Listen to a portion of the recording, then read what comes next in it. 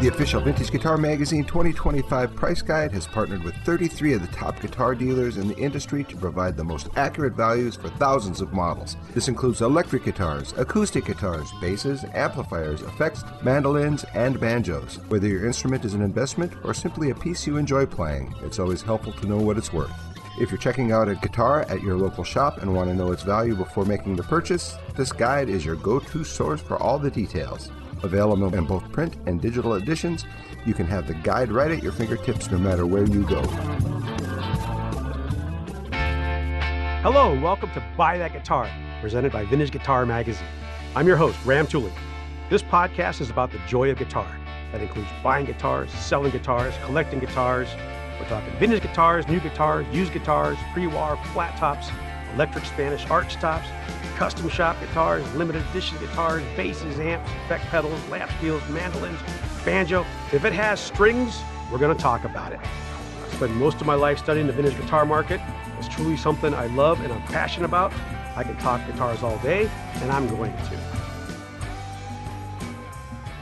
Hello, everybody. Welcome to another thrilling and exciting edition of Buy That Guitar. Today, I'm with Tony Nagy, manager of the Gruhn's Repair Shop. Tony is recognized for his meticulous craftsmanship and his ability to handle complex repairs that preserve and enhance any instrument's value and playability. Now, that doesn't mean if it could be a 70s Guild or a pre-war D45. How are you today, Tony? I'm doing great. Thanks so much for having me on. We should let everybody know you're working, but you did take a little time. Are they going to come in and bother you as we're talking? Oh, I'm working. Chances are they won't, but there's no guarantees. Well, you're a very important person, and I've been wanting to do this particular podcast for a long time. We've talked for a long time, yeah, and we were both agreeing that there's a lot of misconceptions out there. There's a lot of things like everybody wants to collect vintage guitars, but nobody knows how to maintain them. And isn't that like probably the most important thing about owning a guitar collection is knowing how to maintain them? If you're going to do that as a serious endeavor, of course, you're going to have pretty deep knowledge. I mean, we see instruments come in here in various states of proper maintenance and some, some that are just beautiful, pristine, properly stored instruments and some not so much. And it really does affect the value. Once you get into collectible land, condition is everything. I mean, even, I have to go through a checklist on each instrument we check in, and every single thing that's been adjusted, broken, is not in the condition it needs to be, is just ends up in the negative column, and so I think understanding this is a pretty much a primary importance. One of the things I think you guys are so busy there, it's very hard for somebody to bring something to you to be fixed. It's really stuff that comes into the shop on consignment or to be sold that you have to look at first, right? Is that where most of your work is? Well, for the most part, yeah. Now, if somebody buys an instrument here, then we will always, if there's an issue or something you need done, we will figure out a way to get you taken care of as or a customer service sort of thing. But yeah, sometimes it is difficult. Sometimes the shop is just us fixing the things we're going to consign and the things that we've purchased. So everybody knows Gruhn's guitars. If you're a vintage guitar collector, everybody knows George Gruhn, right? Knows Gruhn's guitars. How long have you been managing the repair shop at Gruhn's? Now, I've just been managing. I have followed Greg Boros, who was managing the repair shop for quite a while, and through COVID. Mm-hmm. And at the end of COVID, Greg has a much more expanded role as far as the business is concerned, and I manage the repair shop, which really just means of keeping track, because each guy kind of manages his own little mini repair shop. You have your collection of projects that you do and time frames to get them done in, and I just keep track of flow and making sure everybody has the supplies they need and interacting with consigners and customers as we have to, and just trying to keep it's a lot. It's a lot of guitars. And is Lynn Carlson and Corey Terrell still there? Yeah, those guys are. Because I like to me it was like this was a no brainer, because as far as when it comes to repair shops and stuff, Gruhn's is always listed as one of the best. And people are willing to buy a Gruhn's just because they know that what they're getting is what they're supposed to be getting. I tell you, I don't think people sometimes understand how we pour over instruments up here to make sure we know what we're looking at, because as much a cumulative experience as there is in the building, I mean, because even though, so many guys that I have not been in the shop, the shop turns over some and the older guys go and do their thing, but it's a cumulative information experience, meaning that, each guy that came before you passed something on, who passed something on. And so I am the benefit of basically the knowledge of not just repair and restoration, but the actual physical knowledge of guitars, Right. along with George's immense knowledge.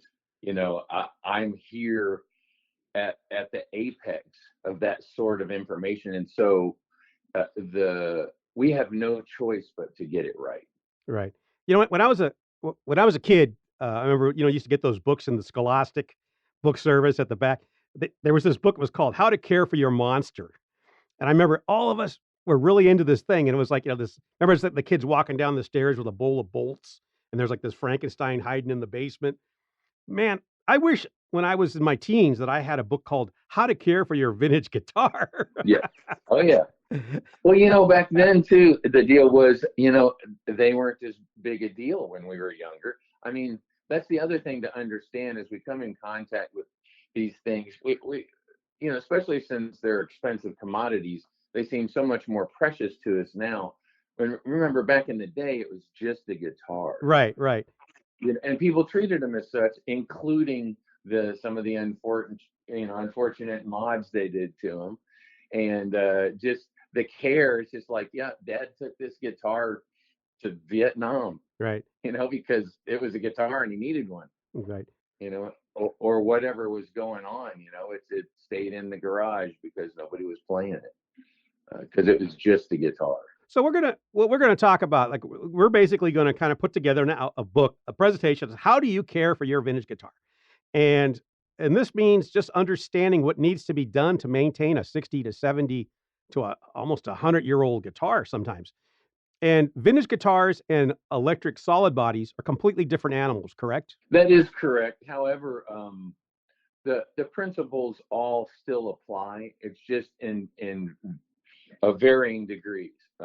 You still have a solid body instrument, still an instrument made out of wood with, similar finishes on it. It just doesn't move as much, and it isn't quite as prone to the damage of humidity and temperature extremes as an acoustic.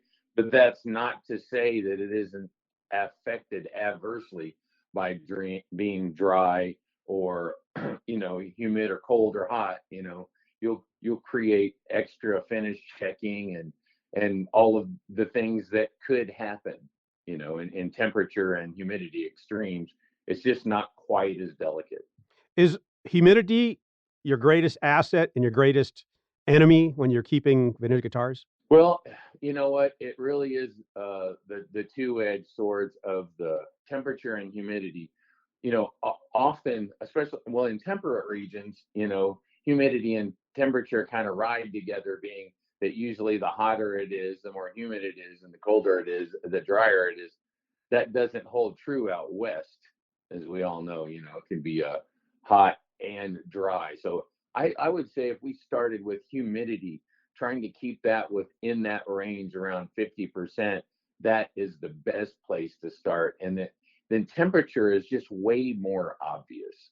There's so many things that we are cognizant of not keeping, of keeping out of the heat and out of the cold. That's a little easier one to focus on. But we get sent guitars all the time from out west, and they are just bone dry. They've almost collapsed on themselves. They're so dry. Mm-hmm. And just people just don't, because you can't see it, you can't feel it so much. You're just not as aware of the effect it's having on your instruments, because it's not readily feelable. Right. So let's start with the vintage guitars. The vintage acoustic guitars. And this is kind of like where when I think of Gruhn's, I really think of the vintage guitars. So how many guitars do you see that need neck resets? I would tell you that if we just talk about golden era Martin guitars, just singularly, it's at least three-quarters of them, if not more. Is there any shame in having a neck reset? At this point, actually, a neck reset, actually, we call it the trifecta. Almost nearly every one of the instruments we need, that is in the realm of, 60 to 80 years old, they need a neck reset, a refret, and a bridge reglue. Okay. That's basically the start. And at this point, those things are considered maintenance. They really are. I mean, even like a lot of those instruments, iconic electric guitars from the 50s and 60s, somebody says, well, original frets. You know what? People that play guitars, it means so much less to them. Right. Everybody wants playable instruments. And so a refret, a neck reset, and a bridge reglue are considered maintenance. So no longer do you take off exceptional value based on the fact that it's been refretted or rebridged, or a bridge has been worked on, or that the neck has been reset. That there's no longer a 20% penalty. Absolutely not. As a matter of fact, most collectors will ask, as part of the description, if they know it's a 40 whatever, they'll say it's the neck being reset, meaning I hope so I can play. Right. There's one of the things, like I mentioned earlier that I didn't know how to maintain my vintage guitars. I had a Telecaster, a 52 Telecaster, that needed a fret job, but I refused to refret it because I didn't want to take value away from it. And I remember my friend Harvey Moltz told me, like, well, do you play it? I'm like, yeah, I play it all the time. And he said, then refret it. What is good about a guitar that you can't play very well? It made all the difference. And once I refretted that 52 Telecaster, I wasn't afraid to refret the other ones. And so all of a sudden, it was like, I would say half my instruments have been refretted now. And that's just so I can play them. To me, the penalty is no longer that. There's no penalty, so to me, that's refret the thing, refret it. Now, the only caveat I would add to that, and I believe that wholeheartedly as well, is that for it to be professionally done in a manner that does keep the value. So, some of those 50s maple fingerboard instruments, Fenders, if you're being able to keep that patina that's on there, for the things, and doing your best to get away with doing a refret without touching the fingerboard any. Things like that are a little higher order restoration things are things to consider, and when we say, when I don't want to flippantly say, a neck set is considered maintenance. A neck set is a very serious operation. Right. I don't want it to seem like it's less than it is just because it's maintenance, because there are way more ways to do it wrong than there are to do it right. We'll get back into, I think we'll talk about refretting when we get into the solid bodies more. Yeah. The neck reset to me is probably the most important thing for a 80, 90-year-old Martin. And I think that comparing Martins and Gibsons, which ones need the most neck resets? It's all over the place. I mean, I never think of it that way because it doesn't matter, because just whatever I'm looking at either needs one or doesn't. But I would say that every once in a while we get some Gibsons just because there's a difference in structure, the way they're put together, and the wider heels. Every once in a while we get those in, and they don't need that kind of thing. Most Martins, I'd have to say most Martins just really do, and it's not anything other than they stay strung up and played because they're just wonderful instruments. Do you have to shave wood off of a neck when you reset it? Yes. Usually you're taking some material off the inside of the heel so that it kicks the angle of the neck back, which in turn draws the strings closer to the fingerboard, which is what we're shooting for then, just to get the correct angle so that the instrument's at its most playable. And as far as you're concerned, like the neck reset, when you bring a guitar, like somebody brings in a guitar to sell at Gruhn's, yes, and you immediately you check the neck, and if it needs a reset, you do it right then and there, right? Yeah, well, what we'll do, we'll assess it that it does need a neck reset, and then however we disposition that instrument as either a consignment or if we purchase it, that'll the need for that will follow the instrument. We'll take care of that before we sell it. Yes. Consignment, how much do you usually charge to get the neck reset before you sell it? Well, you know what? The prices are kind of overall on each of these operations that we do. It really matters where, like, there's such a wide range. Like around Martin stuff, about $800 is the starting place, kind of just for the neck reset. And then there are other issues. If somebody's already been in there and done some damage, how far it's got to go. On Gibson instruments that have wide heels, wide laminated necks, and all of them have their own difficulties. And so the prices are adjusted accordingly because they take much longer. And especially, disassembling guitars, each one is a little different, and they take some patience to do right. So that time has to be figured in as well.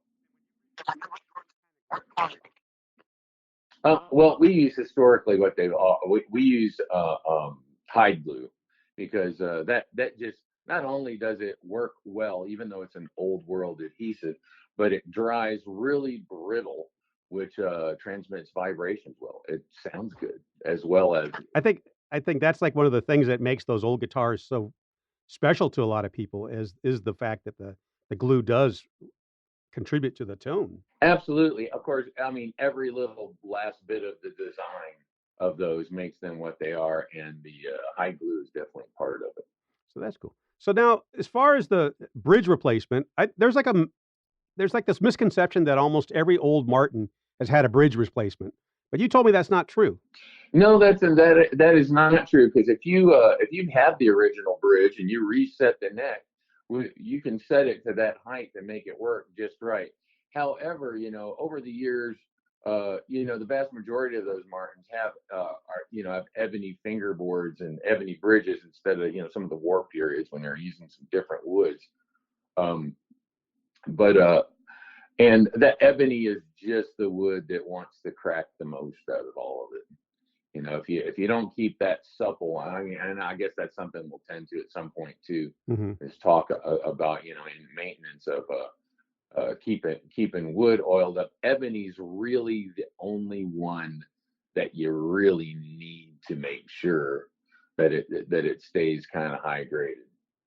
That's the one that gets brittle. When you get a guitar in there, can you tell right away if it's the original bridge by just looking at it? You know what? For the most part, because we've looked at so many of them, we know what the shape is supposed to be. And also, too, there are some dimensions to, like, let's just say, like a war period belly bridge for a Martin. I just happen to know. I mean, I can't regurgitate. I'm not an encyclopedia. I know how things work and are put together as far as everything about it, every attribute of every model. I have all the resources to look it up. But it just so happens I know that a belly bridge from that era is 320 thousandths deep about at the low E string, and they're in the range from like 270 to 280 thousandths on underneath the treble side of the string. So that's like, when you know just a couple of dimensions and you're used to seeing the shape of it, you can pretty much tell if it's right. And ebony looks different now than it used to. And right. Yeah, we get pretty close on that. Sometimes you can't tell if people sanded on it because, instead of doing neck sets, sometimes people will sand down the bridge, try to get a little more, to be able to lower the action some more. And but for the most part, we've just gotten so used to seeing that, that nice, super beautiful black, tight grained ebony. And once you're used to looking at those shapes of belly bridges and pyramid bridges, although there are some great craftsmen here and other places that do excellent replicas of those. Right. I like when I go on the Gruhn's website to look at the flat tops. Most of the Martins you state right there the bridge has been replaced, and it was kind of like, it's not like anybody really discounts anymore. The fact that it's been a bridge replacement. as long as it was done right. Right. Now, sometimes, often they're replaced just because once they split down through the peg holes, it's really hard to get that to get glued and get it to stay. Now on more expensive instruments, like maybe a Golden Era D28 or something, that's worth a lot of money. Sometimes I'll take those bridges and I'll do an extra kind of repair. We put carbon fiber inside of it and then cap underneath it with ebony and glue it on that way. Now that's the only way I could get really an original bridge to keep a gluing when it's split like that. Mm-hmm. When it comes to belly bridges and pyramid bridges, are the belly bridges where most of the problems are, or does pyramid bridges also have quite a few problems? Oh, it's all across the board. It depends on how those instruments were cared for, if they were abused. I mean, I've seen pristine versions of both of those instruments and destroyed versions of them as well. Is there anything you could do about the old ivory bridges if they're broken? Nothing, right? You just fix them. Fix them. You just fix them. Epoxy and carbon fiber are your friend in that case as well. Yeah. All right, let's talk about the fretboard. Now it's obviously you're going to have to change frets in these things. Can you guys change bar frets? Yes, we do bar refrets. Now that is its own extra little zone. The way they used to put bar frets in is a different thing. They would put shims in them to adjust heights, trying to get those level down, because actually you need bar frets to be quite a bit shorter than standard frets to feel comfortable. Otherwise they feel kind of they feel like your finger catches on them. It's a whole nother deal. It's basically pretty much double the cost of a regular fret, but we do have that wire, and it came in lots of thicknesses, and sometimes they would put different size bar frets in to like compression fret a neck. I mean, it really is its own little zone. Mm-hmm. I know most people, like most luthiers, don't want to even touch the bar frets. Well, there were so many instruments with bar frets on in the first part of the last century that are collectible that we need to be able to take care of that stuff. I think like people that don't really understand Martins, they don't understand how structurally important those bar frets are for the strength of that neck. Oh yeah, since there's no truss rod and sometimes no strengtheners in it, so yeah, the stiffness of that fingerboard glued on sometimes is the main part of the structure, for sure. And sometimes when somebody brings in a guitar for consignment and he has a pre-30, I guess it was 31 that they switched to tang frets, right? So have you ever found where somebody puts tang frets in where should have been bar frets? Oh yeah. Oh yeah.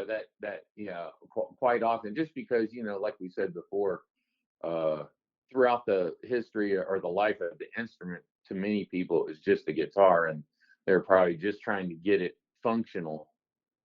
And oh yeah, we have that happen. That's a regular sort of thing, just because not very many people want to go through or don't quite understand bar frets. Mm-hmm. Are the necks affected by that? Like that it's obvious there's a problem? Well, you know what? It doesn't always cause a problem unless for some reason you've done something in each process that makes it so there's not as much stiffness to push against. Like if you on any one of those fret jobs, if you left the fret slots to the tang ratio kind of loose, the neck is just going to give back more. So there's a feel to how firmly frets should go in, to whether they're tangs with barbs or whether they're just a flat part. And even some of those old bar frets, they used to take a little cutter and crimp the bottom of them to act like a barb of a tang on a standard fret. And they'd use that to do compression fretting, like near where the flex is, close to the body. If you see, sometimes we'll pull those bar frets out, and somebody will crimp those, trying to get the neck to push back a little more. Mm-hmm. So there's a really, when somebody, again, some of these operations, some of them are simplistic, but when somebody just talks about, refretting a bar fret or just refretting in general, the number of details that come into that is just often more than you think. Right. And what should a refret job cost on average just for somebody who takes it into a Luther to get refretted? What should they expect to pay? I think a real starting zone like $500 for just a standard electric guitar refret, and then once you start getting like real wide basses or binding on the neck, a little more because it takes takes a little longer to cut the tangs off and make it nice where it lays over the binding. And once you start getting into like, some of those bass fingerboards that are, because we don't deal with as much high-end modern electric basses here as we do vintage ones. But, 24 frets of a 7-string bass is a whole lot of fret wire.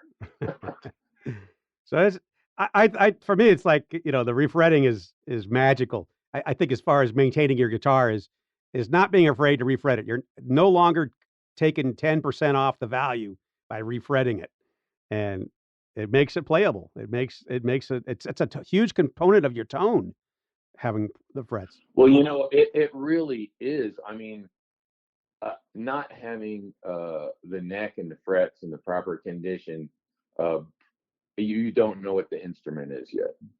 And so that's why it is definitely common modern wisdom that people that know understand that the playability and the way the frets are put in and all that is the heart of the guitar. Right. And it can't be everything it can be. And so nobody ever questions that anymore. Okay. They just don't. Now let's talk about the one that matters the most to us flat top people, and that's cracks. I think I was telling you on the phone that I was at Gruhn's about maybe 5-6 years ago, and I got up to the second floor. I didn't get all the way to the third floor where you guys are, but I spent a whole afternoon with George, and I went home with a 31 OM28. Just this winter, it cracked right across the front, broke my heart, and it's all my fault. It was all my fault because I kept it out of the case. It was on the wall hanging, and the humidity in Arizona, as you know, is very low. And here I thought I was getting away with stuff. I wasn't. I got bit bad. Well, it's just, again, it's because there's so few things in our life nowadays that are fragile like that. We have everything made as sturdy and plastic and glass and stuff, and these instruments just, I guess it's just maybe people getting a fundamental understanding of how wood works, and actually sometimes it's not as much the extremes of temperature and humidity as it is a quick change. Like if it's really dry and gets and then starts to humidify real quick, and one part of the wood is moving faster than another part, that's when the wood has an opportunity to separate. And same with temperature. If that's why when you ship instruments and you ship them and they're cold, you wait for a while and let them acclimate slowly in the case, so that the contraction and the expansion rate is the same for the wood as it is for the finish, so the finish doesn't check. Mm-hmm. And so as much as you want to keep it in your middle zone, if for some reason you have to operate outside of that zone by humidity or temperature, if you could make the instrument come back to a more ideal temperature and humidity slowly, it's better. And spruce tops are the worst, right? They are the bane of the existence. However, maple is not much more forgiving if you have that on your sides and back either. And ebony, old ebony, like, we have so many instruments from the beginning of the last century, most especially like, mandolins and L5s and some of the earlier Martins. That ebony is very fragile, and keeping it, keeping some kind of, keep it conditioned. I mean, we don't slop stuff on them, but any of those standard kind of fretboard conditioners, mm-hmm. Music Nomad makes some, or lemon oil, whatever it is. And I would just say the most important one would be ebony. Ebony To keep supple. so that it won't crack. Now, if you do crack a pre-war Martin, that's not the end of it, right? You can fix it. You can get it back, right? Absolutely, it can be fixed, and I would it needs to be fixed, because if you once you get a crack started, the dust around it will get into the edge of the crack and act like a wedge, and so that crack can never. Each time that it expands and contracts, it'll open up a little more and a little more. So, but getting that fixed is important, but also getting it fixed at a good place is important, because we see a lot of the not the right way to do it repairs. So I'm going to get right now. I trusted Reed Munns is my luthier. He's down in Tucson. Yeah. I trusted this guitar to him, and he's still working on it. I'm going to get it back pretty soon. What should I do from this point on? Should I never take it out of the case unless I'm playing it? Like no more just hanging it on the wall? Well, you should just be cognizant of what conditions it spends most of its time in. You know what I mean? Like, again, if you got to go to the gig and you got to go play, well, that's your guitar and you got to go do the thing. But then when you're storing it, what condition is it in? I mean, if you're going to keep it hanging on the wall, then maybe you keep that in a room. That's the one you keep humidified. Right. I have a humidifier, but it's always out of water because I'm in Phoenix. I go in there and it's got the big red light. Now, but I was thinking, so I know that you guys put those packs in, right? Like when you, yeah. Do you recommend those packs? You know what? They seem to work really well, and the cool thing about them is they go both directions. They not only do they add humidity when it's dry, they actually, if it gets over humid, they pulls it back the other way too. So yeah, you just have to keep track of them and switch them out when you need to. And what about the sponge? The ones that have the little sponge in it. You put it in the sound hole. Well, the only thing about those is for people to realize if you're doing a sponge thing, it means you got water in there. Don't put too much in it, mm-hmm. And they're a little bit more inexact on the science part. Those humidipacks like the Dario make and some other people, they're made to like give to suck stuff in over 50% or so, and to give it back under that. And so just like seeing a little more. How long does that pack last? I don't know. Because I am not an acoustic guitar player. And so the acoustic guitars I own stay at the house and don't go anywhere, because nobody wants to hear me do any of that. Well, you live in Tennessee. You got humidity. That's right. With or without humidity. I live in Phoenix. There's no humidity. They said they don't want to hear any more of that. So the crack repairs, don't be afraid of them. Get them fixed. Maintain them. If you're smart, you just maintain it. Make sure you got the humidity controls. I know that was my big error. I have all these acoustic guitars that never cracked before, but the pre-war Martin, it did, because it's got a really thin spruce top and bit me. And I'm like, well, I learned a lesson. Well, I'll tell you what, one thing to realize too, that you've got your old instruments and people love them, and they're expensive and they're precious about them. You know what? Sometimes they crack. And sometimes, just things happen. It's made out of wood, it's organic. And sometimes it's not somebody didn't do something heinous. It was like that little scene decided it was time to give it up, and sometimes that's just the way that is. But there certainly is a lot we can do.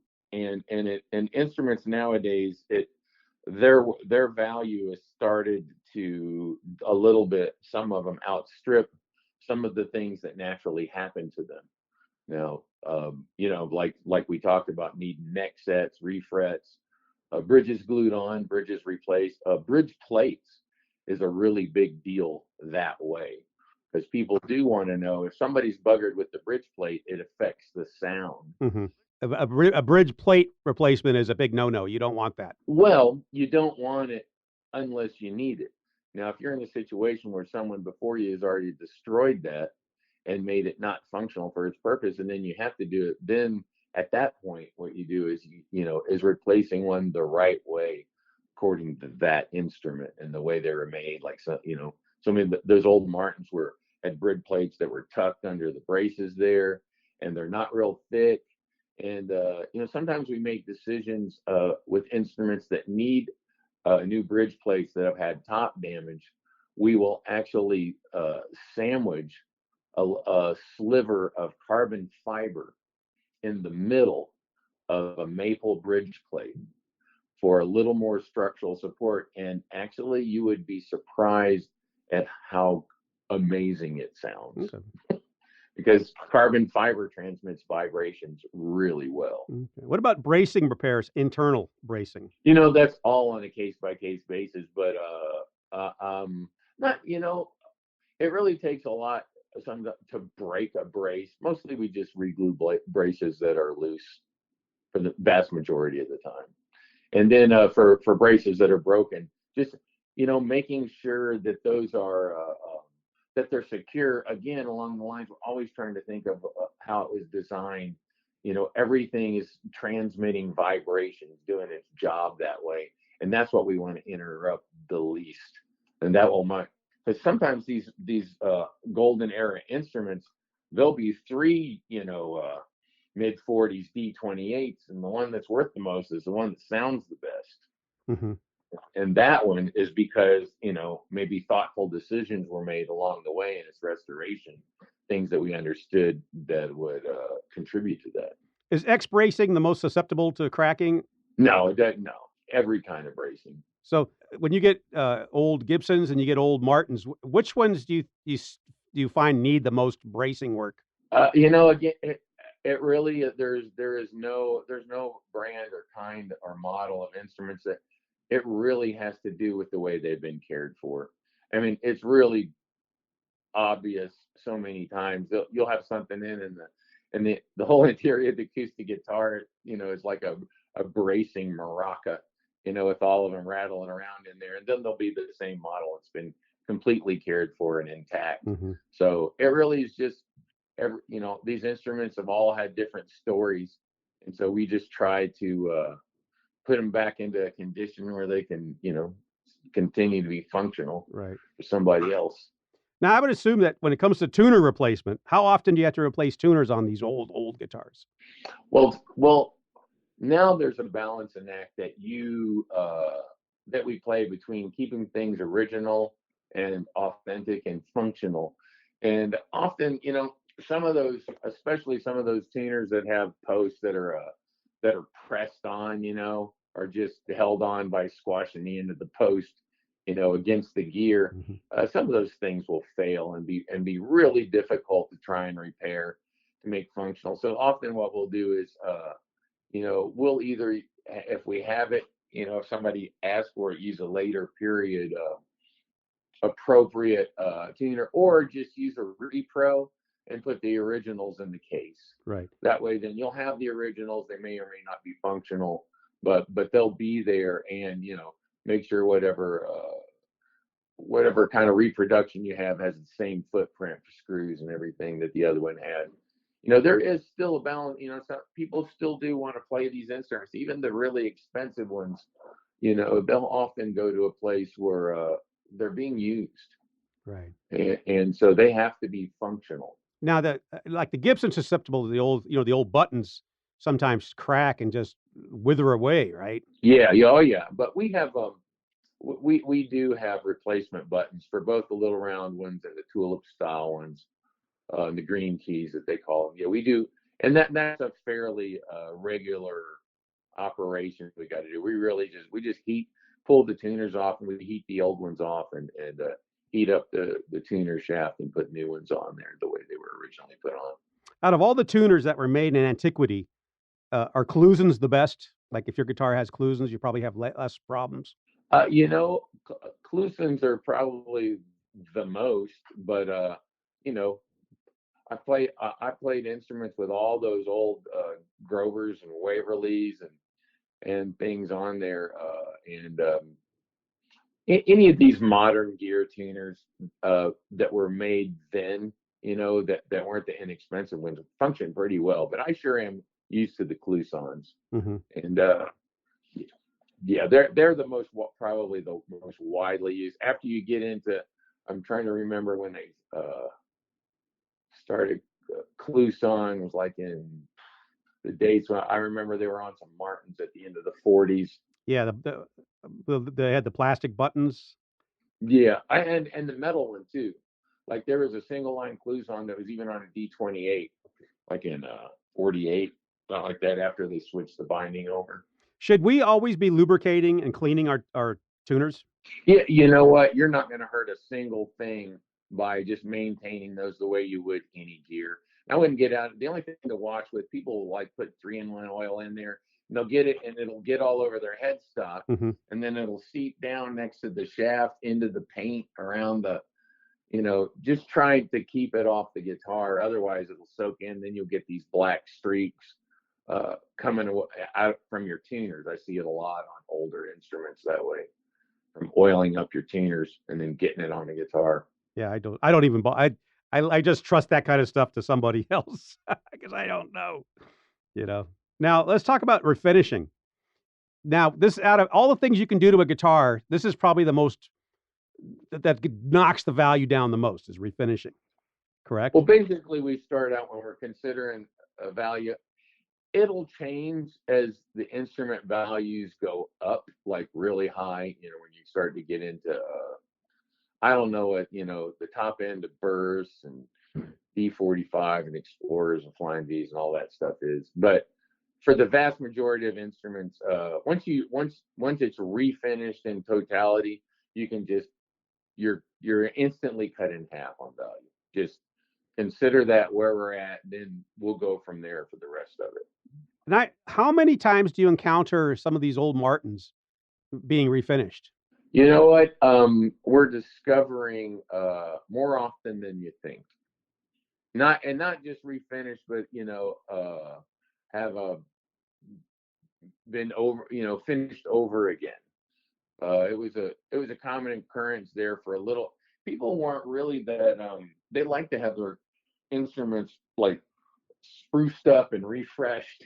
They used to send stuff back to Gibson and Fender, and in the early part of the last century, a lot of those, when dealers had those mandolins at the early, that were just that were French polished on there, the distributors would send them back once they started spraying nitrocellulose lacquer to be sprayed in lacquer and then put back on the shelf. And so none of the manufacturers or anyone were stranger to adding finish to or refinishing things. And the more tools we have to discern the difference between the things that are authentic and things that have been redone, the more we're discovering that a lot of instruments have been, if not refinished, for sure, oversprayed. Definitely. And one thing I learned from Larry Wexer is that, like, a lot of the D45s that he's encountered, they were refinished. And that's because the person who's playing it always wanted it to look nice and fresh. And that's the deal. I mean, but probably a lot of those were refinished at Martin. They probably sent them back. Right. And so it was probably a very nice refinish, probably even now probably be able to be analyzed as period correct if it wasn't too far removed from the year it was, originally manufactured. But still, again, back in the day when people just thought these were just guitars. Yep. One thing that I've always been kind of confused about, they talk about lacquer. Like today, all the lacquers have plasticine in them, right? Right. Well, save some. You can.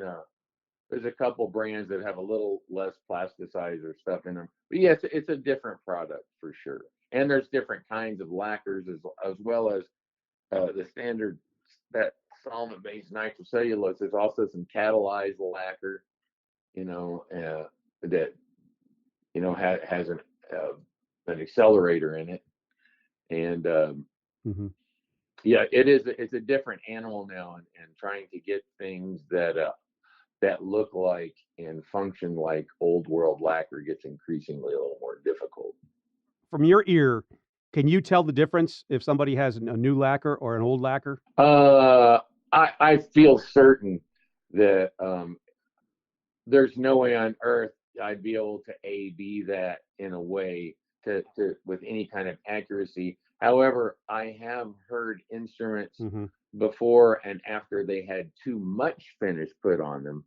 And I would tell you that I would think the thickness of the finish would have, and the hardness Hmm. would have as much to do with it affecting it sonically as anything else. When somebody brings something in, what's the first thing you do to ensure that it has not been refinished? Well, we have a few ways. First of all, it works like a little more like a collective here. You just don't hide in your corner all day.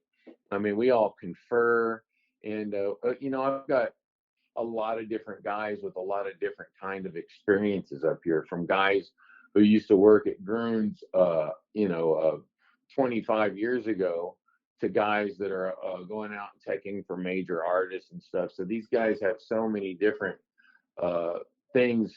Somebody up here knows what you want to know, and so we'll come in here and we have guys that look at more iconic age Martins than other guys, and I'll get with those guys if I have a question about anything, get one more take on it, and then we have a black light room with two different spectrums of light that we use.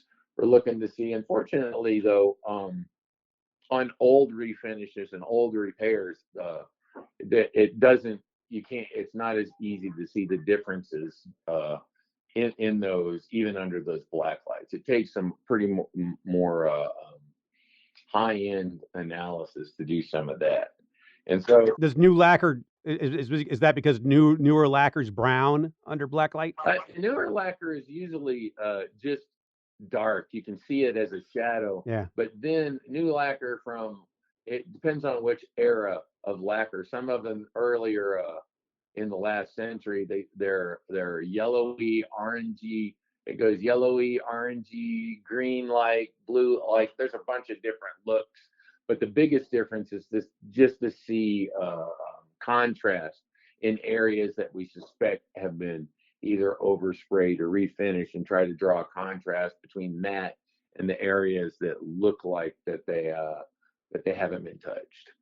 So now let's kind of push over into the solid body electric guitars.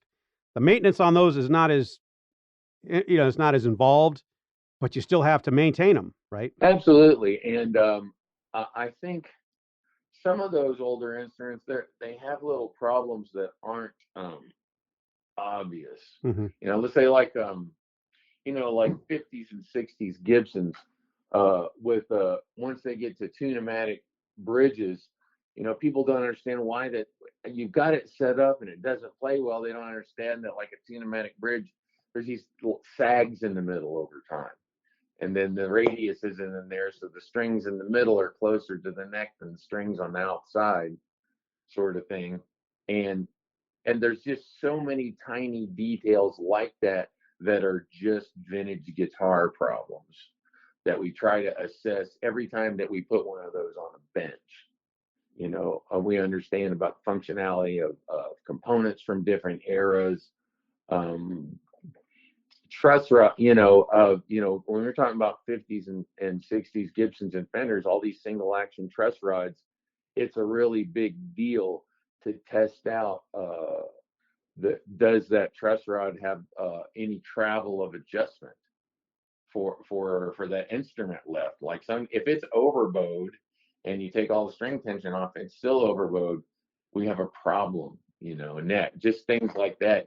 On those kind of instruments, you really have to pay attention to neck condition. And we have cures for that stuff, but it's pretty invasive. Like a heat press, right? You would press it with heat. Yeah. Sometimes you may have to, you know, there's some things that don't want to respond to that, like, one piece maple necks from the 50s. You can't really heat move those. And then you have to think of some other choices to make some of those functional. Sometimes Gibson instruments have had to have, there just wasn't enough curve built into the neck when it was made, and they have to have the truss rod route rerouted, that channel, or the fingerboard pulled and re-glued back on straight. Sometimes heating it up doesn't make any sense, because by the time you get it hot enough to move and re-glue itself, you're in danger of burning up the binding. Right. Yeah. One of the things, like Gibson, for example, solid bodies, they have the binding. So when you refret that, how do you not affect the binding on the neck? Well, there's a couple of ways. I've done it both ways, and nowadays, not very many people will try to put, on the edge of the binding on those bound necks, like those Gibson necks, the binding actually comes up on the edge of the fret. The fret, and there's like a little nib of the binding on the end. And when you refret it, you lose that. A couple of times I've done a couple of refrets where you tried to get them exactly in between those as if it was the original fret. And we've just kind of decided in most cases that it's more trouble than it's worth. And actually on some of those old Gibsons, you get a little tiny bit more playing surface by overlapping the end of the fret onto the binding. So what we do, we have a special tool that cuts the tang underneath off, and then you'll take a small file and smooth it. Right. So what happens is when you lay that fret into the slot, you're actually laying the ends of the frets on top of the binding at the end, and then it's feeding it like that. We mentioned that you're not going to take a big value cut in refretting vintage instruments, but we will point out that if you use the wrong kind of frets, like if you start putting fats on 50s Fenders, or that does devalue, right? Well, it does devalue just because, it's not typically what would have come on that instrument, and keeping these things as authentic as possible in all the dimensions of even the maintenance style repairs that have been done. And also to be careful along the lines of what I was saying before with these single action truss rods, that it is so easy to put fret wire in a neck and maybe press it in too hard until it pushes back and you have a back-bowed neck because you didn't tend to how much pressure they were being pushed in with. And they can back bow your neck by putting frets with too large a tang in. And again, humidity is a big deal, right? Arizona, you got problems with your rosewood necks. You know what? You have to be cognizant of that all the time. Now let's talk about Gibsons and neck repairs. Do you find that a lot of Gibsons, because of the angle of the headstock, have to have the neck replaced or the neck headstock repaired? Yeah, you know what? There's just no way physics wise that wouldn't have been a problem. I mean, mahogany is not like maple and how dense and hard it is. And when those necks are cut in such a way that the grain will go across there at the headstock, they're just gonna break. I mean, I remember, when they would destroy guitars at Gibson, you can take any Les Paul and just let it fall forward on a piece of concrete and it will break 100% of the time. Yeah, and people found that out the hard way. But you know what? It's just a part of the instrument. I mean, it's just not a wash and wear instrument. I mean, if you want something that's more durable than that, then you get something else. But it does what it does. It's just a little more delicate and has to be cared for. We do a lot of headstock repairs and in a lot of different kind of ways, depending on value. Like I did one on a burst, but it was worth doing because it was to replace the headstock veneer and put a mahogany veneer on the back of the headstock and have a carbon fiber inside for structure because so much damage had happened. So there are Gibsons that it's worth playing that neck or fixing that neck if you want to keep playing it. I'll tell you what, actually, to be honest, it's worth it just because that is the instrument. Right. And actually, if you get a bad headstock break and somebody fixes it right, it's basically not going to break again. For sure. You'll have, especially somebody, there's a lot of different, I know Joe Glazer over here close by. He does a great repair that he does with a pin router business where he carves out the exact area to put a carbon fiber mesh on. And so that it ends up at the same level as the wood around it. It's a great repair. That you can pull a truck out of a ditch with that thing when you're done. So most of these neck cracks really happen pre-Norland, right? Once they change the angle of the headstock, do they still have neck brakes? Oh yeah, no, it doesn't matter. Era doesn't It matter. doesn't matter. Okay. A modern Les Paul is gonna break. It just it doesn't that mahogany headstock, the grain going that way. That's just the way that is. It's just more susceptible to breaking. Have you ever seen a Thunderbird bass that didn't have a broken neck? Just a couple. Actually, I think we have one in the building right now that's really beautiful, like a 64 or something. And it has it's intact, right? It's intact. And when somebody asks to play it, you say, no. Don't lean it against anything. Yeah. Here, sign this way. No, yeah. Those are their own beasts to work on. Yeah, I personally would love to find I'm looking for one of the Sparkle Bursts deluxes. Oh yeah. From the 75 Deluxe. I'm looking for a specific one, and every single one I found has had neck repairs, or has been routed for the bigger pickup. And I'm like, dang it, But maybe I have to just swallow the bullet and just get one that had a neck repair. That, or part of the deal is the chase a little bit too. Yeah. You're the hunter looking for that thing. All right, let's talk about here's one that I get a lot of people ask me about, is about rewinding pickups. Is that not the most righteous thing to do when the pickup fails? Well, to be honest, you really have no choice. As long as you have somebody rewinding that pickup that understands how it was originally made, using the same kind of wire and the same same general kind of winding way they used to do it, and you end up with the proper load on that, then it's a good thing. I mean, and it has to be done. If you have a failed coil, you just can't. It's not saleable with the instrument that way.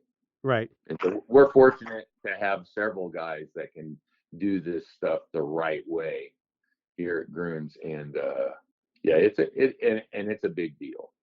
How much do you think a rewound pickup devalue? Like if something was going to be sold at Gruhn's, how much would having rewound pickups lower the value of the vintage instrument? I'll tell you what, anymore, so many of those instruments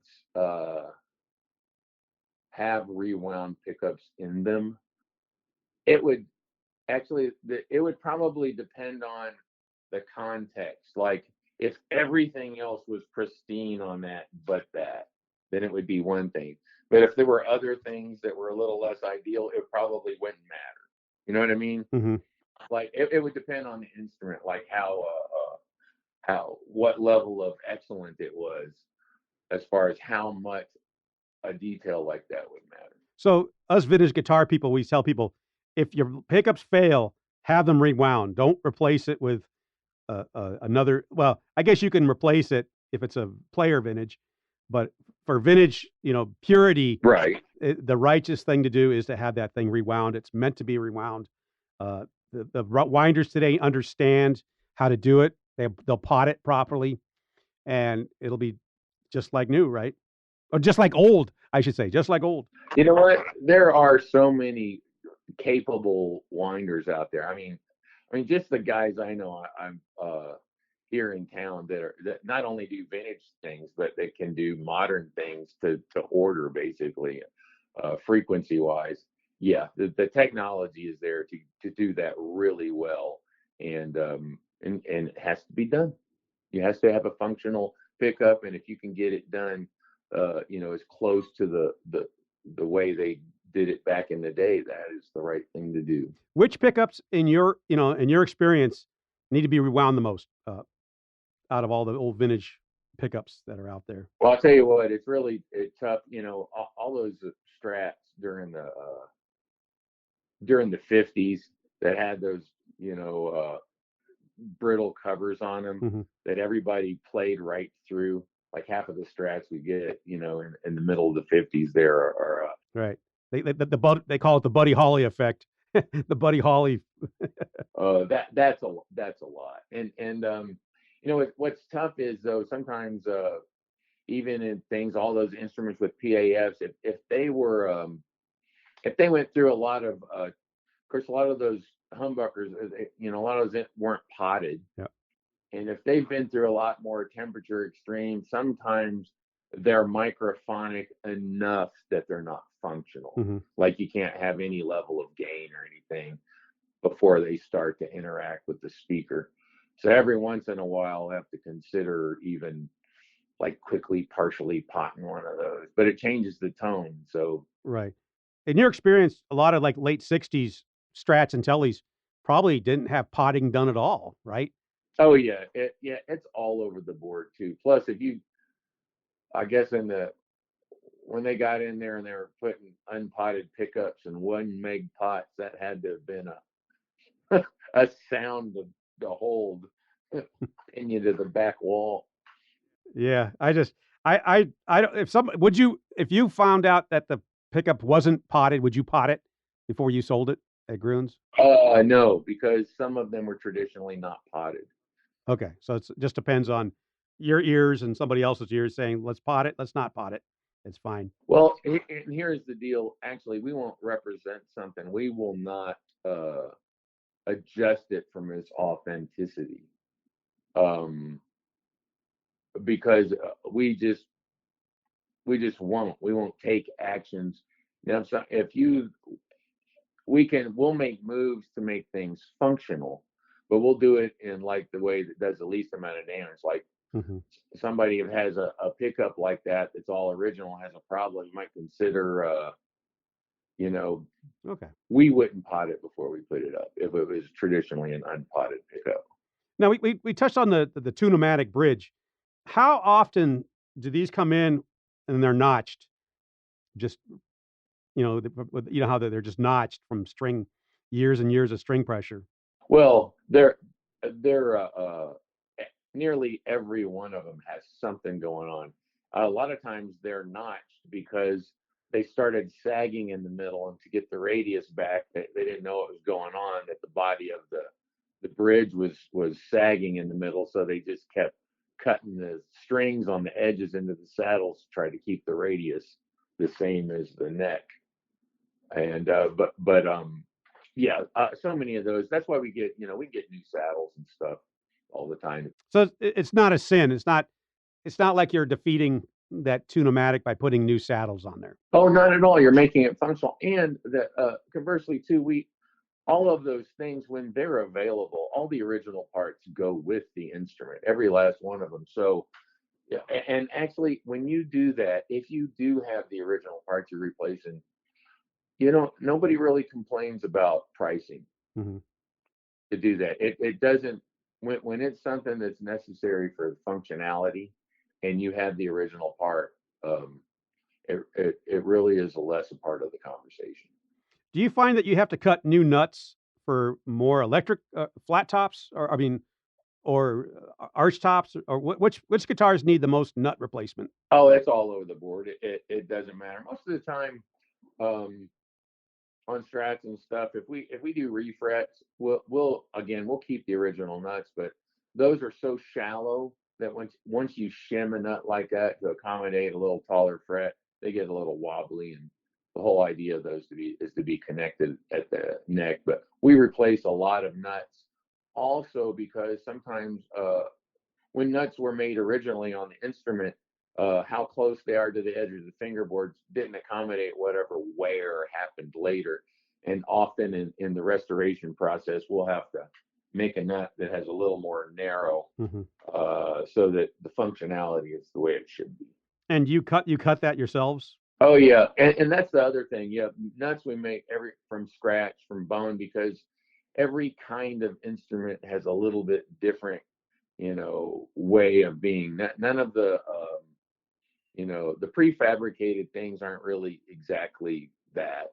And we try to use materials that look right, and even some of those nylon looking nuts that were on Gibsons and stuff, we try to use the same material and have it to be shaped in the same way as it was vintagely, authentic. Now they call these bone nuts. Are they really made out of bone? Which ones? Like there the is originals? Yeah, it's real bone. Yeah, it's real bone. Like what kind of bone? Probably cow bone. Cow. Yeah, Okay. they're not probably. using some critters. I don't. Yeah, whose bone? Wait a second. I always, they always say bone. I was like, I wonder what bone. I wonder, yeah, whose bone? But yeah, there and you know, of course, other instruments have, you know, mother of pearl, you know, like on old mandolins and stuff. There are, you know, nowadays, of course, when we talk about vintage instruments, you know, especially like Vintage Guitar Magazine, you guys been around so long, we think more of like classic vintage instruments. When we think of that, we think of golden era Martins and 50s and 60s Gibbs. But now a bunch of what we consider modern instruments are becoming, quote, vintage. Mm-hmm. And so now, including restoration techniques and materials from, like, you know, I was just talking about nuts, and it reminded me that, you know, we got bone and ivory. Of course, we don't make any more ivory nuts, and mother of pearl. But then so many modern instruments that are considered vintage now have brass nuts. Right. Or a whole entire different system. You know, the Floyd Rose stuff is, you know. Yeah, like the rise in value of some of those guitars from the 70s, like Deans and Hamers and stuff. Guess what? Now we need to know about how to restore those instruments and their materials, and historically what was going on with them. So it never stops, you know. Well, Tony, I think we gave people a good idea now that if you're gonna be a vintage guitar collector, you're going to need to always maintain these. I paid a price for not maintaining my flat top the way I should have, but you know, we do what we do. But there's no sin in keeping these things playing their best and sounding their best, right? Absolutely. And you know, as a matter of fact, keeping them maintained, and in some of the things that you think are restoration acts are really maintenance, right? I think is important for it to retain its value. To maintain its value, it has to be playable, has to sound proper, and that means it does mean that you do have to maintain it. That's 100%. For sure. 100%. And that's one of the things, you know, as I price these things, I now don't knock down huge amounts when people get refrets. You know, I don't think there's a penalty for refretting anymore. I don't think there's a penalty for changing, you know, some things out here and there. If you keep the original, just throw it in the case, throw it in a bag, you put it in the case. You're going to have to change, you know, clean pots, and sometimes you can't clean them anymore. But you keep the originals, and it's, you know, it's righteous, right? That is definitely the way you should think about that. And, you know, constantly checking in with, I'll tell you what, my biggest deal is continuing education. You know, every time I come in contact with somebody to learn something else I don't know, even from my peers here, from Greg, who I speak to regularly, from George, you know, the people that come by all the time. If you're gonna do this and really take care of instruments the right way, just keep learning. Right. Because you can never learn it all. That's why it's so cool for me to be here. Mm-hmm. Is there anything we left out that you want to just throw in? You know, I think we touched a lot of good stuff, you know, a little bits and pieces about what it takes to do some of those jobs, along with the fact that I think that those are, you know, more maintenance-oriented actions than people might think. I think we did good.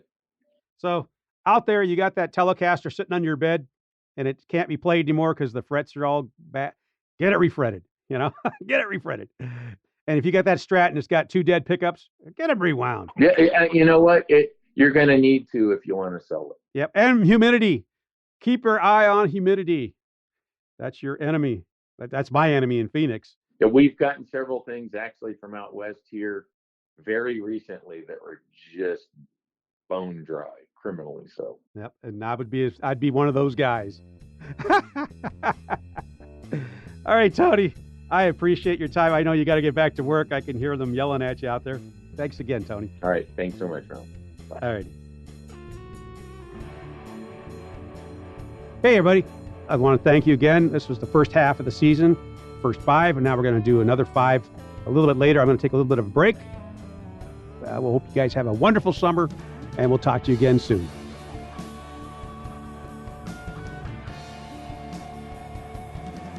Thank you for listening to Buy That Guitar, presented by Vintage Guitar Magazine.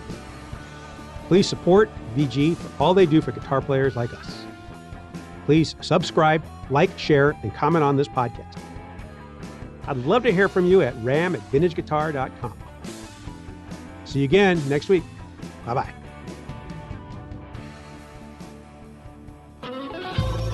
The official Vintage Guitar Magazine 2025 price guide has partnered with 33 of the top guitar dealers in the industry to provide the most accurate values for thousands of models. This includes electric guitars, acoustic guitars, basses, amplifiers, effects, mandolins, and banjos. Whether your instrument is an investment or simply a piece you enjoy playing, it's always helpful to know what it's worth. If you're checking out a guitar at your local shop and want to know its value before making the purchase, this guide is your go-to source for all the details. Available in both print and digital editions, you can have the guide right at your fingertips no matter where you go.